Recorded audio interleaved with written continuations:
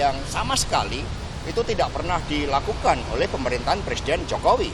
Jadi jangan apa yang menjadi pengalaman dari Pak Denny dalam pemerintahan sebelumnya, sepertinya kemudian terjadi di dalam pemerintahan saat ini.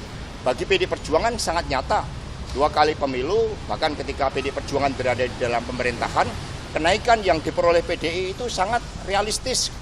Dan itu melalui kerja organik dari seluruh kader partai, tidak ada melalui suatu rekayasa kekuasaan sehingga ada partai yang bisa naik 300%. Kami bekerja secara organik mendapatkan dukungan rakyat, sehingga sebaiknya beliau mempertanggungjawabkan siapa sumber yang disebutkan yang telah menciptakan suatu spekulasi politik yang tidak perlu.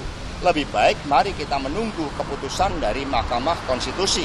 PD Perjuangan selalu siap, baik pemilu legislatif dengan daftar terbuka maupun tertutup, meskipun PD Perjuangan berdasarkan aspek-aspek strategis dan juga untuk mendorong pelembagaan partai politik, kami mendorong proporsional tertutup, tetapi kami juga siap apapun yang diputuskan oleh Mahkamah Konstitusi. Pak Hasto tadi kan menyebut akan ada chaos politik Pak kalau kemudian nanti sistem pemilu berubah gitu.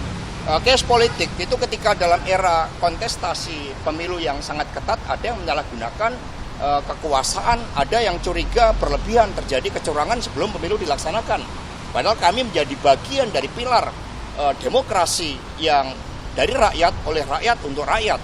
Kami tidak diajarkan untuk menang dengan segala cara, mendapatkan kenaikan 300%. Kami menang dengan cara-cara konstitusional. Sehingga tidak perlu seorang pemimpin menakut-nakutin rakyat selama para pemimpin punya sikap kenegarawanan yang kuat.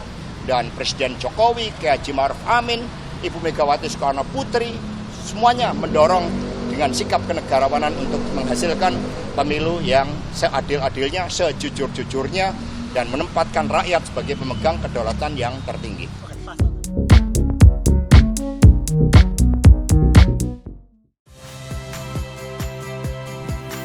Saya Valeria Bella.